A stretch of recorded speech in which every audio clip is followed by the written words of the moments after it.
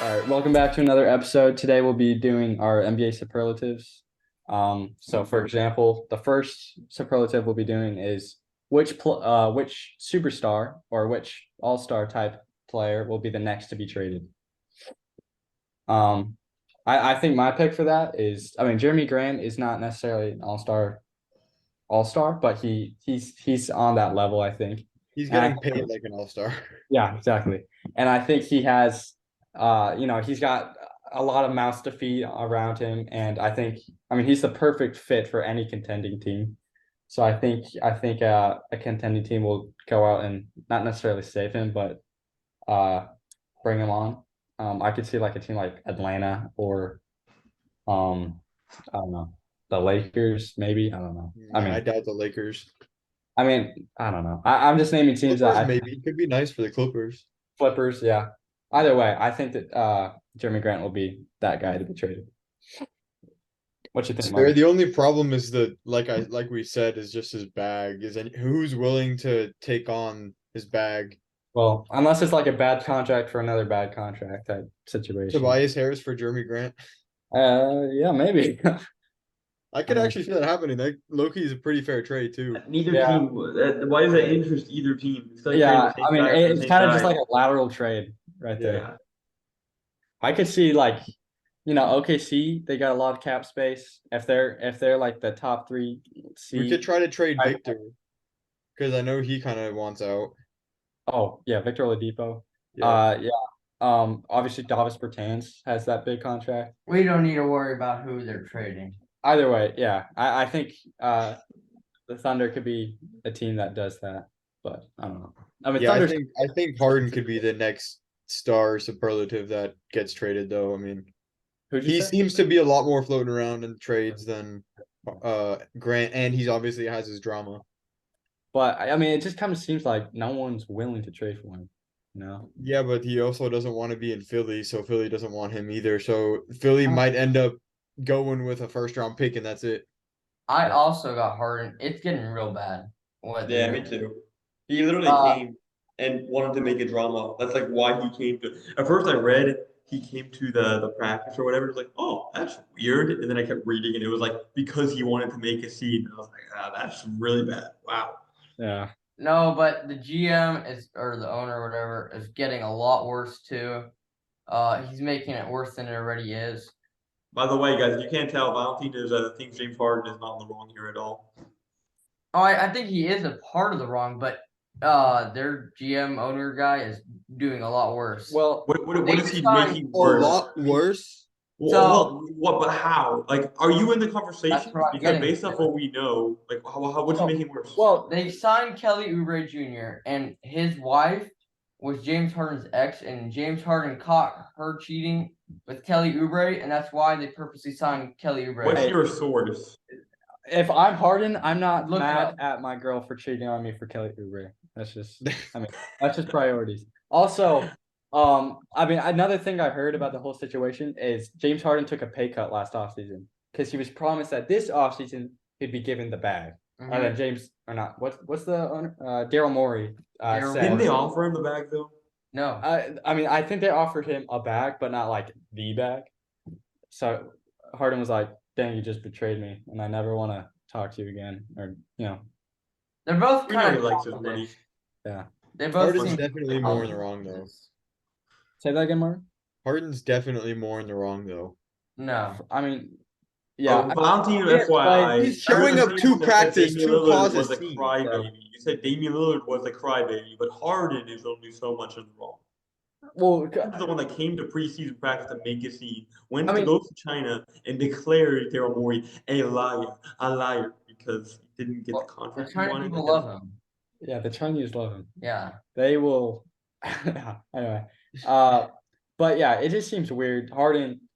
First of all, he could have been a free agent, but then he opted into his deal to get traded for someone else to give him money, like on an extension. It just seems very weird. It seems like there's no clear story. There's like 5, 10 different sides of the story and different ways of saying the story. We really don't know what's going on. You're basically taking Daryl Morey, a GM that I don't particularly trust, and you're taking James Harden, a player I don't particularly trust. And now they have They're mean- doing business together, and it went south.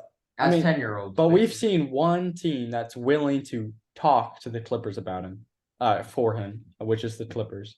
And I think the package they What? were willing. What? The Clippers are willing to talk to the Sixers about it.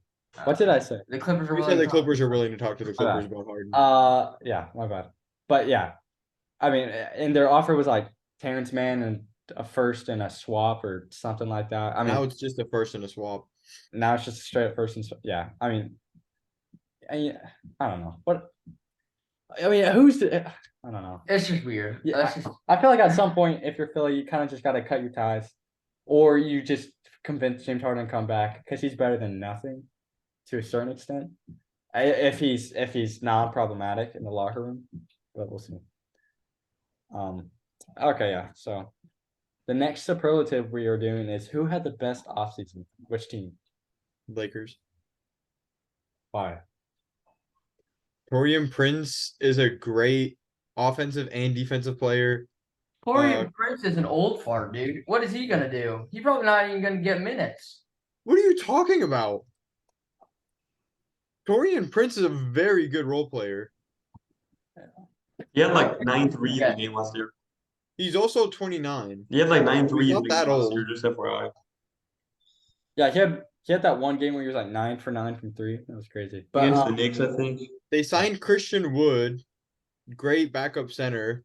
Cam Reddish is a great role player. Jackson Hayes, if AD is hurt, is going to be a good backup center. I mean, who had a better offseason than the Lakers, in your opinion? I think that's the question. Who had a better one? I don't think theirs was like insane, but I think they made the But right they had the moves. best. well, the Milwaukee Bucks. Yeah. I They mean, have Damian Lillard. there's no better offseason than what the Bucks just had. Well, so the Lakers, in my opinion, they didn't get much better. I think they're about the same they were last year, but that's a good thing because the last couple offseasons we've seen them make Jurassic moves that made no sense, like bringing Russell Westbrook. That didn't really match their team at all. They kept their guys, they signed their guys, and they brought in role players that fit what their team is trying to do. And I think that's the best thing they could have done. I don't think that constitutes for them having the best offseason because the Bucks, in my eyes, went from here to here. And the Lakers went from like here to still right here, but right here is still really good, you know. I'm gonna be honest with you. I don't disagree with Bucks or Lakers. I think both were great. But I think the Lakers, they were a conference final team that were championship caliber, and they got this much better. They had a few pieces, and then they're keeping those same guys that didn't play together for very long last year, and letting them play together for a whole year, which is really good for them, like you said. And I think the Bucks, as good as Dame is, I'm a huge Dame fan. I think it's gonna be tough to stop. They did lose Drew Holiday, so I don't think you can just say they got this much better because they did lose Drew. So I think they also got about this much better. I think that's a great team. They had a great player, and they had certain damages in return. I agree with that. That's why I have the Celtics. They have Drew Holiday and Kristaps Porzingis, who are great add-ons to the team. They did lose Robert Williams, which was unfortunate for them, and Marcus Smart to the Grizzlies. And But Brogdon. Holiday And is Marcus Brogdon. a better version of Marcus Smart. Yeah. Kristaps is just a more improved, just better than Robert Williams. And they were already going to the finals without them. They have a very high chance of winning it, but it's a very dominant league right now, so you really don't know. But I think like the Lakers situation is like, a burger, right? They added that little special sauce. I think it's gonna be underrated and it's gonna be like a certain thing that's different, but it's not like crazy different. All right, I had a good burger yesterday. that's great. I went to Five Guys on Saturday. Really good. Anyway, what? Oh, Celtics. So yes, I like their offseason. They basically just said we're going to get Marcus Smart, Malcolm Brogdon, and Robert Williams, and replace them with Drew Holiday and Kristaps. Both Drew Holiday and Kristaps are much better than those other two.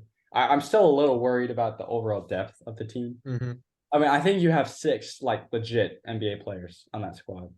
I mean, legit as in like high end players. With obviously you got Derek White, Drew Holiday, Brown, Tatum, Porzingis, Horford, and then after Horford, that, White, Pritchard. I think Pritchard is going to get more minutes than I need. Oh, Pritchard's good. I like him a lot. And I think He's been he really will good in the get his preseason, minutes. and when he gets starter minutes too.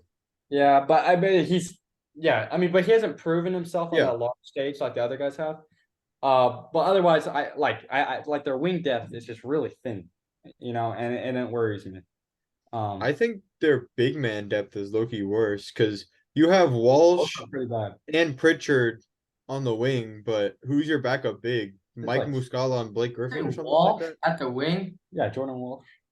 Small He's small forward? for power forward guys. Yeah, but he could be a 3. I mean, he can't shoot, but to an extent, those are still. I mean, Walsh is a rookie. I mean, Great these guys just defender. aren't proven. Yeah. And it just worries me. It worries me. Yeah, but Um, their backup bigs are old and can barely move. I don't like their depth at all. I mean, Yeah, I don't either. it's a good backup point guard, but other than that, I mean, can you say that there's another player on there that you trust off that bench? Not yet. I don't know. I get what you're saying. I just feel like they have enough as a team. I mean, like, even I the- wish they were deeper. Yeah. I just feel like they have enough as a team. Like most of those guys are gonna play a lot of minutes. So like the Jays are gonna play a lot of minutes. What's gonna Yeah, happen but- when Kristaps gets hurt? You have Well- Horford play, and you got the backup there, so you're gonna be a little thin there. But First of Horford is all, pretty good at keeping on the fort. To be you honest can't with you. say when because you don't know what's gonna happen. Kristaps last year stayed relatively healthy. I think he played 65 games. A lot of them he sat because the Wizards were horrible. But so if Kristaps, I don't know if that's the new trend. Obviously, he had a foot injury during the World Cup, so that may be something to keep an eye on. Obviously, he looked amazing in the first preseason game, but I mean, yeah, Porzingis' health is in question. I don't know. I can't get behind the I can get behind the Celtics as like top 2 seed, but just like I can't put them over the Bucks. I can't put them in like the favorites tier because their depth is just so thin. I mean, even like the Bucks, there was questions about their depth, and the Suns, there was questions about their depth, and they brought in a lot of guys. The Celtics just don't have a lot. I mean, their best wing pickup this year is probably like Jacoby Brissett or O'Shea Brissett. That's true. Not Jacoby. Kobe. Moving on. Who had the worst offseason? In your eyes? Good question. I mean, Wizards question mark. Yeah, I don't know. probably. I like their offseason. A lot of I moves. mean- I just don't see any of them really. I mean, it wasn't like horrible. I don't think it was like a complete dumpster fire. I just don't like. I feel like they could have gotten a lot more. They lost a lot of things that they didn't really get great return for. They got like 2 second-round picks, and yeah. Well, they got like 8 swaps from the Suns. Oh I mean, wow, that's awesome. They have swaps from the Suns. That's yeah, super- swaps are that's so swaps. Swaps are swaps. But we saw a couple years in a row that swaps got the Celtics, Jaylen Brown and Jason Tatum. So at some Yeah, point, swaps with one team, not the Phoenix Suns. The Phoenix Suns that you have as one of the favorite finals but winners. Like they got swaps in like 2030. So I think now this offseason was all about the future for the Wizards. Obviously signing Kyle Kuzma was kind of weird. I think they. I just think it's the most Wizards offseason ever. They kind of make random, way too far ahead future predictions. They're way too reliant on, for one, to even have the draft well, and then not just right now just kind of be completely just stuck where they are. It's just like I mean they're going to. I mean, I don't know if they'll tank. They have a couple good players, but they're not going to be good this year. They're shooting for the draft. I think it was necessary because they weren't going anywhere with Bradley Beal and Kristaps and Kuzma core. So I think you had to blow it up. I think getting it in better draft position is going to be better for the long term. yeah, but they could have gotten so much better. Then go sign a big name or go get more in return. They did such a horrible job getting stuff in return. So they're at a place right now where I think they're going to be bad next season. But low-key, they have enough talent to not be super bad.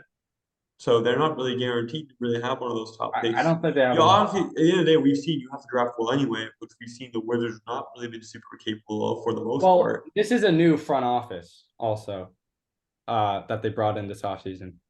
So I'm not going to put any of those draft decisions on this front office. Obviously, I we'll see also think who the ball there are comes two from. teams that had worse off seasons, and that's the Knicks and the Kings. I feel like neither team did anything.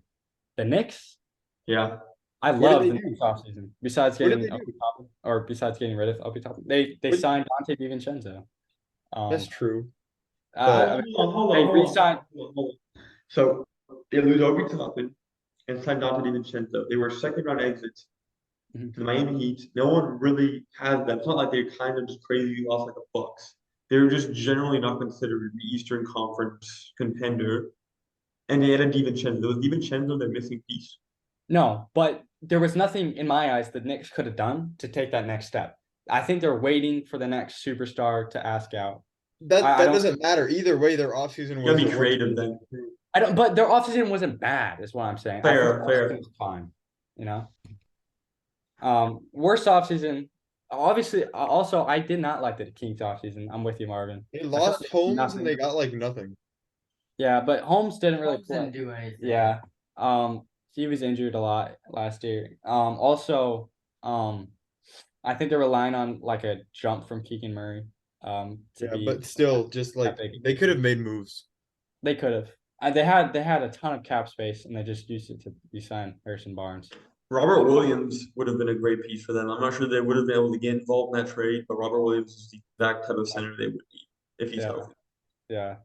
I mean, yeah, they needed a good backup defensive center. I think that would have been perfect. But yeah, the Kings offseason was kind of meh, you know. I didn't love it. Obviously the Heat, I don't think they had a horrible offseason, but the fact that they just, they didn't get Bradley Beal, they didn't get Drew Holiday, they didn't get Dame. They kind of just Lost Vincent, lost Truce. yeah, they kind of just stayed where they were in the East arms race, and a lot of other teams got better in my eyes. They need to get Buddy Hield. I'm gonna be honest with you. They need Dude. Buddy Hield. Buddy Hield on our roster would be so good. Mhm. Oh, God, that'd be amazing. They can save everything they've lost so far. like they've lost on Drew Holiday and Dame. Even though Buddy Hield's not near the caliber player they are, he's the amazing fit for what they need. I mean, I still don't think the Heat are, a top five-ish team in the East. Obviously the playoffs Heat are kind of unpredictable. I mean, they're always good, but like every year you think they're out, they're back in. But I don't know. I think the teams I said were worst. I mean, you still signed Richardson. I think he'll be a pretty good replacement for like Vincent. RJ Hampton could be pretty nice as well. I heard that I they're really expecting big things this year from Nikola Jovic. yeah, I mean, and maybe Jaime does really big too. Yeah. But I agree. Overall, they definitely were among the bottom teams. Anyone else, or should we move on to the next one? I got the Pistons and the Bulls. The Pistons. That's fair. Pistons, they didn't do anything besides They drafted Asor Thompson and Marcus Sasser. Okay. They got Monty Williams in their system, which I think is horrible. He's a horrible coach. He's a coach of the year. I'm not big on him. I just can't. I mean, I don't think he's great, but like they're trying to do new things, so I like don't hate on him. I don't know. I think he's a really good coach. I don't know if he's like top 10 or anything, but we saw how he helped develop that Phoenix roster. Obviously, they're contenders now. He helped develop Anthony Davis when he was there in New Orleans. I think he's a good developmental coach. I think he'll be great for the Pistons young core. Who did he? I mean, you're giving him credit for developing who? Davis, who was going to be good either way. Well, he just did a good job with those young teams. That's all I'm saying. You got to give him a little bit of credit. I mean, I'm not saying like he's bad. I'm just like saying, I feel like you're giving him credit for something that you can't give credit for just because you could put anyone in that situation, probably the same result would happen. You know what I'm saying? No, I don't think so. Yeah, I mean, you can't just put. What are you guys talking about? I mean, like, you can't just put any coach in a situation expected to work out. I mean, we saw that with the Rockets. Steven Silas was a horrible coach, and Jalen Green has struggled to develop. I don't know. I just had a weird jolt in my back. Alperen Şengün, he's struggled to develop defensively. You can't just put it squarely on the players. Monty Williams is a good developmental coach. But who has he developed? Like, give me an example. You say Anthony Davis, but he was literally one of the best guys coming out of college. He did exactly what he was going to do. It's not like I know, he but didn't have play defense and he learned defense. It's not like yeah, he didn't. Jalen Green was like amazing in the G League, and then he came to the league, and his coach told him to just chuck up shots. You gotta be coached well to develop. You gotta be coached well to become that So amazing who guy. did he develop though? Yeah, who did I'm he telling you, develop? Anthony Davis and Devin Booker and DeAndre Ayton to an Devin extent. Booker didn't Devin Booker have a 70-point game? Like this man, Devin Booker was Devin Booker long before I Monty know, had but Devin Booker wasn't. Monty Williams stepped foot near him. I If mean, Monty Williams would have developed Aiton, then there would have been something, but he couldn't even do anything with Aiton. Exactly. He didn't develop Ayton. Dude, he didn't even develop Ayton. Who's a okay, perfect example okay, of but there was that Anthony one year where Davis? Ayton looked absolutely amazing, and they went to the finals. I mean, you Fault. just can't completely discard Monty Williams. He's a Oh, I'm solid. not disregarding him, but you're You saying are. I'm just saying he's average, but you're saying that you give him credit for Anthony Davis. Like I'm not giving him full credit for creating Anthony Davis. I'm just saying he did a good job with Anthony Davis. I'm saying he was there and he was an NBA coach. Like oh, he was there, did his job. Like he didn't do nothing where we're like, oh, he's developed. Like for example, we're looking at Spurs teams. We see all these guys go in there. No one's heard of them. They come out 3 years later and now they're playing. Like Yeah, they're that's part of the role coaching. players. We don't know Monty Williams to be this guy that's like popping out players that no one knows and now I know, they're but you're comparing him to the GOAT. I that's not a fair comparison.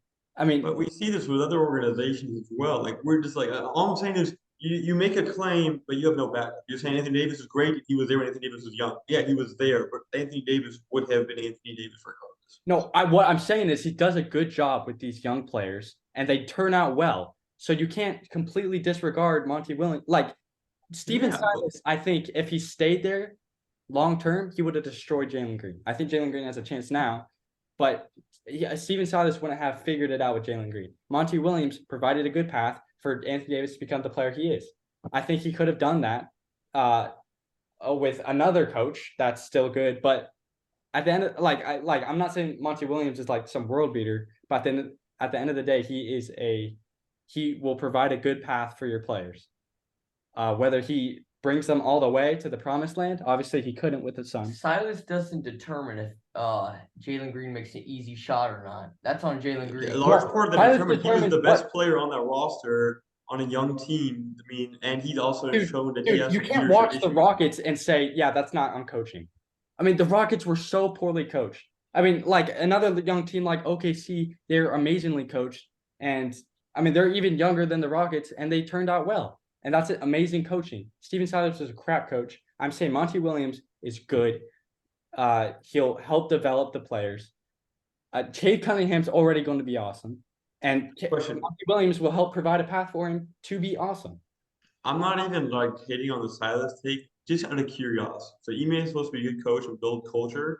None of us are convinced the Rockets will be good.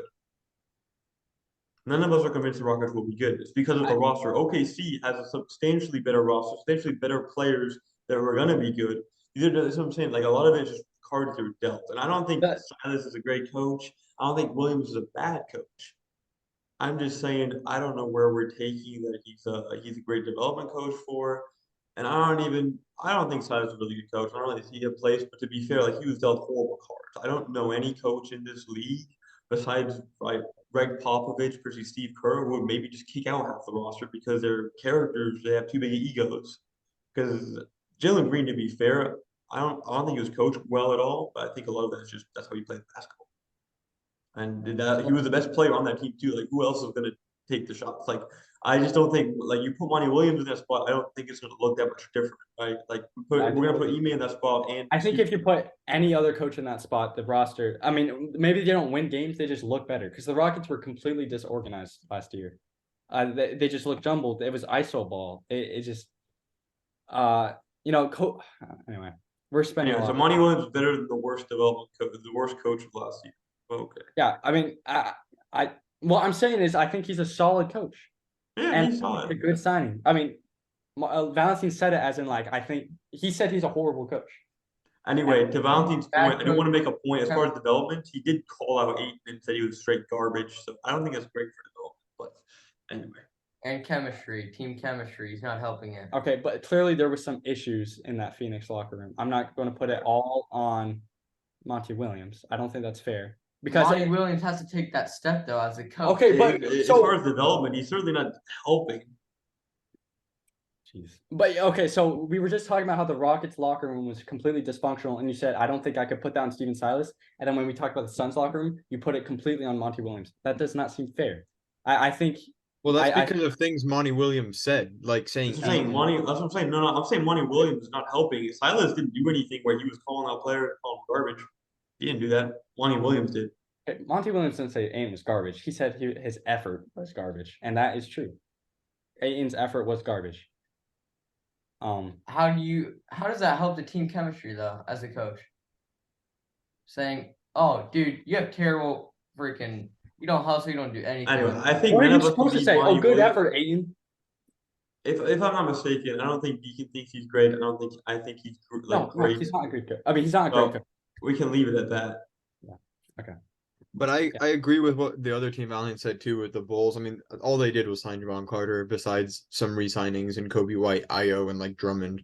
So they didn't have that great of an offseason either. But I mean, they're going to have another year of being the 9th seed, and it's going to be, yay, we made it to play-in. Oh, we lost the play-in. Shucks. We'll try again next year. Hopefully Lonzo's healthy this time. hopefully Lonzo plays. Yeah. I mean that's the cycle they're in. Yeah, they should have blown it up. That's a good pick for first off season. Player most likely to regress.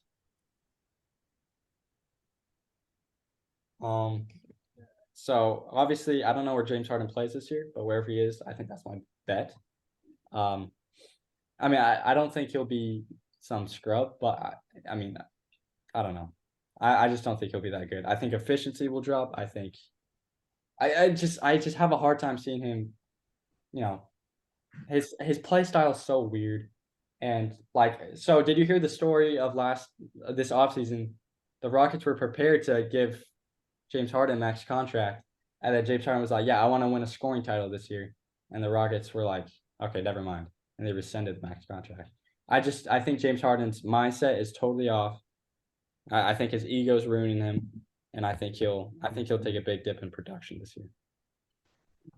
My voice is cracking a lot. Anyone else got a pick?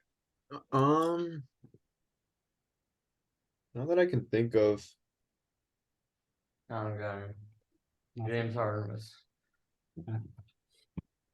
Yeah, I think James Harden's a pretty good pick. I mean, is there a guy that you think overachieved last year? Maybe at least statistically, Sabonis might regress a little bit. Because he, at least statistically and how people liked it, made it all the way to like top 12 in MVP voting. I think even like top 10. Yeah. He was good though in the regular season. The only thing that sucked for him was the playoffs. Yeah. I mean, but maybe they figured out how to guard Sabonis. I don't know. Yeah, I could see Sabonis for sure. Another guy that I could see Julius Randle. I mean, we kind of see this every year. I mean, like Julius Randle had that big breakout year a couple years ago, and then the next year he was not great. He had a great year this year. He was an all-star. He struggled in the playoffs. I think his attitude is kind of whack. I think Jalen Brunson has clearly taken the number one role, so I could see Julius Randle falling off a little bit. Moving on to the next thing. Player most likely to win the scoring title. We mentioned Poole earlier, as very possible. I think we might have mentioned Simons in this a little bit too with the MIP. I don't think it's as possible for him, but he's a great scorer, and maybe if he gets enough passes from Scoot or something like that, he could potentially be up there, but I think Poole's chances are a lot higher. Yeah. So you're taking Poole. But I mean, I don't know if I want to take Poole as the overall. Yeah. It just seems I think I'd probably just go. I don't know. Maybe yeah. I don't know. I think I'd probably just go Embiid again. He'll have the same touches. I think he's still really good, obviously. Could be Embiid, honestly. I mean, if Harden's not there, I think it'll run a lot more through Embiid. I mean, even more through Embiid. I mean, Maxey will obviously get some touches too, but yeah, so I could see him getting the same production as last year. We could also ride the Thunder top 5, top 3 team, Shea Yeah. Gilgeous-Alexander. I mean, he was I think top 5 last season or close Yeah. to it at He least. was- So I think he was in the top 4, top 3-ish range. I mean, Shea could be up there too. for sure. I mean, Luca, obviously he's always a candidate. I think Jokic's candidate. yeah, I think Dame was close last year, but obviously Yeah, I wanted to say Dame or Giannis, but I feel like since they're playing together, like they'll both still do great. But I don't know if either one of them will be quite up there to win the scoring title. We saw Maybe Chris- LeBron goes back for his last scoring title. I think LeBron's scoring will take a little bit of a dip. I mean, I don't think he's going to average 29 again this year. I think he'll be in more of the 25 range. At least for the regular season. I just think he'll take this regular season a little lighter. Yeah. Because in the playoffs, we kind of saw, especially in the second halves of those games, and that could have been the injury that he had, the foot injury, or it was an ankle. I can't remember. He kind of just ran out of gas. His fourth quarter shooting percentage was really bad. My voice is That was cracked. really bad. Yeah. I think Durant too, though, like Lauren was saying earlier with the Suns, he could potentially be that leading scorer for the Suns and win the scoring title too. If they're gonna have to be that offensive heavy. I think if someone's the leading scorer for the Suns, it'll be D-Book, but we'll see. It's One of those two could win it. Yeah, that's true. Who do you like? Anthony Simons. Anthony Simons? I just think he's gonna have big games. So Yeah, I mean, I think he's the number one option on that Blazer team. Yeah. Lauren, who do you like? I mean, Embiid probably be up there again just because he's Embiid. Yeah, for sure. especially losing Harden, or we don't know what's gonna happen with Yeah. Harden, but Assuming that they won't have Harden. yeah. We don't know. Or at least won't play him. Yeah. Well, that's all I got. That's all we got for you guys today. So thank you for watching. Make sure to like and subscribe.